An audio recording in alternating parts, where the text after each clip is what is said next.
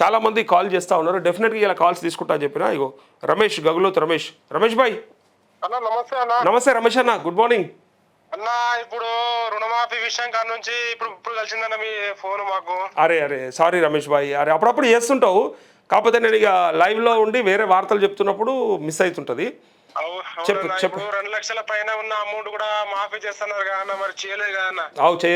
చేయలేదు లేదు, బడ్జెట్ లేదు. ఇంకా మీదికించి వాళ్ళు ఏమంటారంటే ఏడా ఉన్నది, ఇంకా చేసేది ఎవరికి ఉన్నది, అంతటా అయిపోయిందని చెప్తా ఉన్నారు కాంగ్రెస్ వాళ్ళు. అట్లా కదన్నా, ఇప్పుడు మా ఇద్దరు కలిసి, ఇప్పుడు మా భార్య భర్తల పేరు మీద కలిసి 2 లక్షలు దాటున్నా సార్.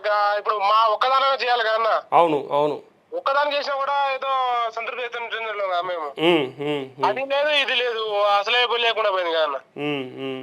మరి ఎట్లానా చేసే ప్రయత్నం ఏమైనా ఉన్నదా? అంటే ప్రభుత్వాన్ని అడగాలి, ఇప్పుడు మీ ఎమ్మెల్యే అడగాలి, మంత్రులు అడగాలి.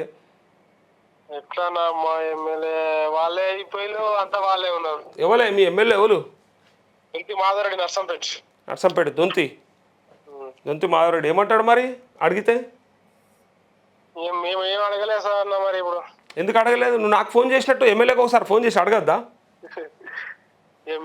నవ్వుతాడు. సామాన్యుడు ఎక్కడ సామాన్యుడు? ఓటేసినప్పుడు నీ గదవ పట్టుకుంటారు, నీ కాళ్ళు పట్టుకుంటారు, ఓటు కోసానికైతే వచ్చి నిన్ను బతిలాడుకుంటారు కదా. మరి అట్లే నీ కూడా నీ సమస్య ఉన్నప్పుడు అడగాలి కదా ఎగ్జాక్ట్గా. మరి ప్రజెంట్ మా ఇద్దరి పేరు మీద 2,04,000 ఉందన్న. ఖాళీ 4,000. నీ బాధ ఏంటంటే 4,500 తక్కువ ఉంటే ఈ పాటికి అయిపోయేది మాఫీ అని, అదో బాధ అనేది. అవునన్నా. నాకు కూడా చాలా బాధ వేస్తుంది అన్న. ఎందుకు చెప్పాలన్నా, ఇప్పుడు ₹1,00,000 ₹2,00,000 ఎక్కువ ఉండి ఫరక్ ఉండి 2 కాడ 3, 4 ఉంటే కూడా సరే, అది ఈసారి కాకపోతే మళ్ళీసారి వాళ్ళు కూడా చేసేది ఉండే, ఆ 2 వేసేది ఉండే, ఆ మిగిలిన వాళ్ళు కట్టుకుందరు. కానీ మరీ తక్కువ అమౌంట్తో మిస్ అవుతారు చూడు కొంతమంది. 1000 ఒక ₹54 పాపం. తక్కువ అమౌంట్తో మిస్ అయితే జర బాధ అనిపిస్తుంది. అది ఒకవేళ ముందే చెప్పినా అయిపోవు. ఈ దొంగలప్పుడు అట్లా చెప్పకుండా 2 లక్షల పైన ఉన్న వాళ్ళు కట్టేసుకోండి అని చెప్పి 4వ విడతలోపు ఒక విడత పెట్టి ఎవరు ఎంత కట్టుకుంటే వాళ్ళకి వేసేస్తామని చెప్పుంటే మీరు అందరు కట్టుకుందరు. నీకు ₹4,000 చిల్లర కట్టుకుంటే ఇలా అయిపోవు నీకు మంచిగా. 2 లక్షల రూపాయలు మాఫ్ అయిపోవు. ఇప్పుడు వాళ్ళు చేతులు ఎత్తేసిరన్నా, ఏం చేద్దాం చెప్పు, నువ్వు చెప్పు. వాళ్ళు ఏమంటారు అంటే బడ్జెటే పెట్టుకోలేదు అన్నప్పుడు ఇక చేస్తారని ఎట్లా నమ్ముదాం చెప్పు నువ్వు. రైతు భరోసా నచ్చిందా రాలేదా నీకు? పడ్డదా? ఎకరంకు పడ్డదా? నాకు 2.5 ఎకరం ఉందన్న. ఓకే, అదే ఎకరం పడ్డది అందులో. ఓకే, అంటే ఓన్లీ ఒకటే ఎకరం పడ్డదా? ఒకే ఎకరం పడ్డది అన్న. ఓకే, మా భార్య పేరు మీద 35 గుంటలు ఉంటే ఆ 30 గుంటల్లో పడ్డదన్న. ఓకే, ఎట్లా మరి ఇప్పుడు అందరు ఏమంటారు ఊర్లలో? మళ్ళీ మిగతాది వస్తుంది అంటారా? ఏమన్నా డౌట్ ఉందా? ఏమో వస్తుందని అంటారా? నీకో విషయం యాదికుందా? నేను కూడా చెప్పిన ఈసారి ఖచ్చితంగా వస్తుంది అని. కొంతమంది నమ్మలేదు. నువ్వు అబద్ధం చెప్తున్నావు అన్నా అన్నారు. ఖచ్చితంగా ఇస్తారన్నా. అదే మొన్న ఒక రుణమాఫీ కొద్దిగా ముఖ్యమంత్రి సార్ కొద్దిగా దయచేసి చేయాలని మాకు అభిప్రాయం ఉందన్న. చేయాలని అందరం ఓటేసి గెలిపించినాం కదా, మరి ఎట్లా 2 లక్షల రుణమాఫీ చేస్తారని మేము ఓటేసినాం అన్న. నీ లెక్క చాలా మంది ఎదురు చూస్తుర్రు. ఏమన్నా ఆశ అంటే ఏమన్నా ఇస్తారేమో, కొత్త బడ్జెట్ పెట్టుకుంటారు మా కోసానికి అని చాలా మంది ఎదురు చూస్తున్నారు.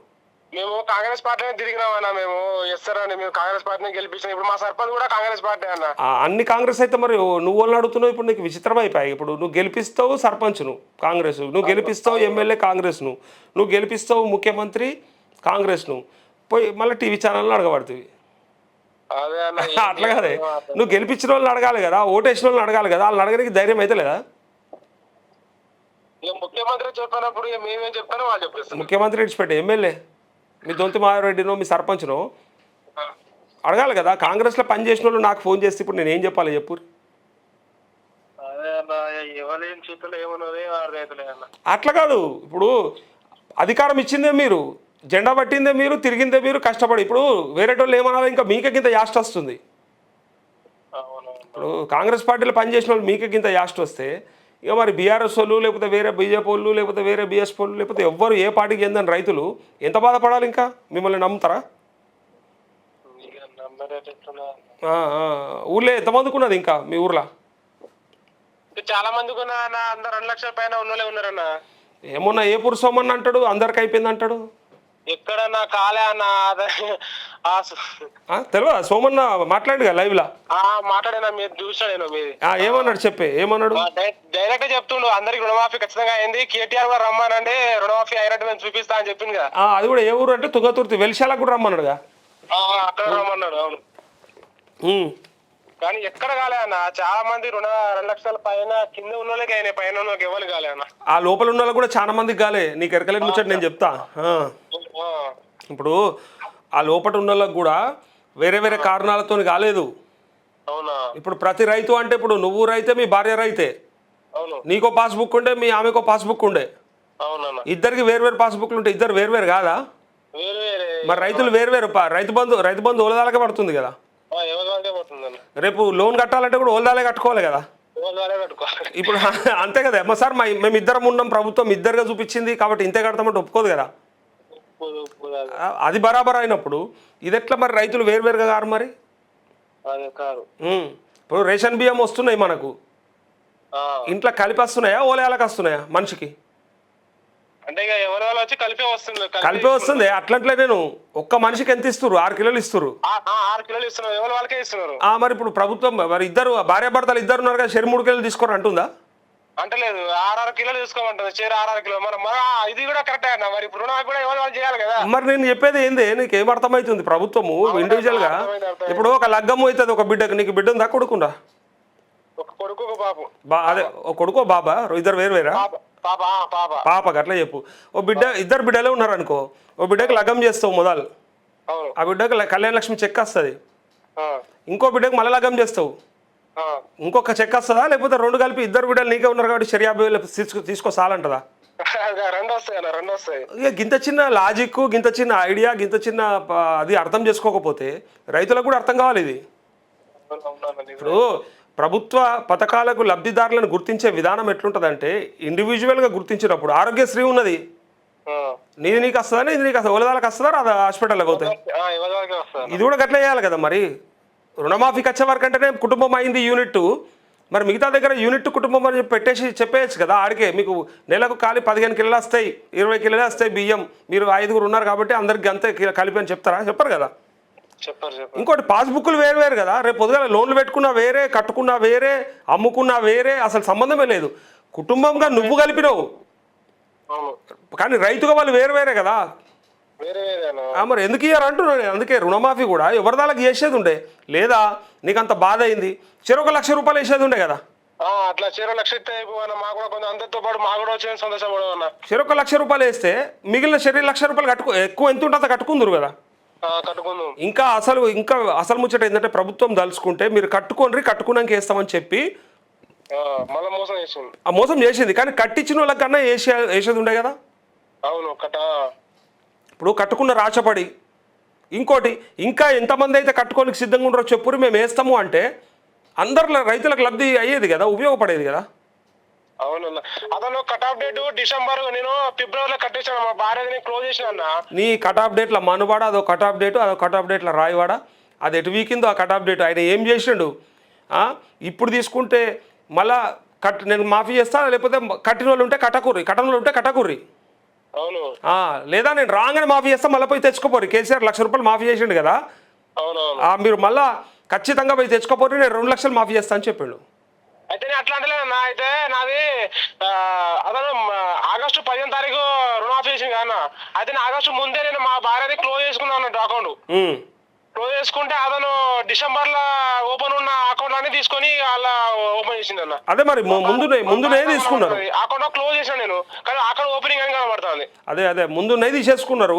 ఈ బ్యాంక్ వాళ్ళకి కూడా సోయి లేదు, నిజంగా చెప్తారు కదా. బ్యాంక్ వాళ్ళకి కూడా మరి ప్రభుత్వం ఇయ్యనే బట్టే రైతుల పేరు మీద మరి ఉన్నకాడికి అకౌంట్లన్నీ పంపి తెప్పించుకున్నా లేదా పైసలు. అవునవును, తెప్పించుకోవాలి. ఈ లుచ్చాలు కూడా ఇప్పుడు ఏమన్నా అంటే మళ్ళీ మమ్మల్ని అంటారా అంటే చాలా మంది అట్లనే చేసారు. కొన్ని బ్యాంకులలో డేటా కూడా చక్కగా ఇయ్యలేదట, అందుకే లుచ్చాలు అంటున్నా. కొంతమంది కొన్ని బ్యాంకులు అయితే సరిగ్గా డేటా కూడా పంపలేదు. కరెక్ట్ పంపితే వాళ్ళకి బరాబర్ అయితే కదా. ఇప్పుడు డేటా నాట్ ఫౌండ్ అంటే ఎటువైంది డేటా, ఆ డేటా బ్యాంకు తీసుకొని పంపాలి కదా. ఆ టైంలో రైతులు ఇప్పుడు ఎంత ఉంటాయా, మహా అంటే 8,000 ఉంటాయి, లక్షలు ఉంటాయా? ఉండవు కదా. అన్న. ఎన్ని ఉంటాయి? ఓ దగ్గర 1000 ఉంటాయి, ఓ బ్యాంకులో 5000 ఉంటాయి. అంతా కలిపి ఒక ఎంప్లాయీకి అసైన్ చేసి అందరి డీటెయిల్స్ అనేది తెప్పించుకొని ఎక్కడ ప్రాబ్లం ఉన్నాయి కూడా సరి చేసి మరి పంపాలనా లేదా? మన డ్యూటీ కాదా అది? పంపాలి అన్న. మరి చెప్పు రమేష్ అన్న, ఏం చేద్దాం చెప్పు. ఇలా మనం నువ్వు ఎసొంటో ఎక్కించి కూర్చోబెట్టినావు, ఎవరిని అడుగుతున్నావు? అదే అన్న, ఇక మీరే చెప్పాలన్న. ఇక మాకే ఏం చెప్పాలన్నా? ఏం చెప్తాం చెప్పు.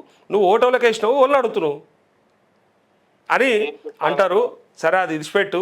అయినా సరే ఇయ్యాలకి కూడా ఇంకా రుణమాఫీ లైవ్లో ఉన్నది, అంశం నడుస్తుంది అంటే మన ఛానల్లోనే ఉంది. మనమే ఇంత టైం ఇస్తాం, మనమే ఇంత మాట్లాడతాం, వేరే ఎవ్వరు మాట్లాడు.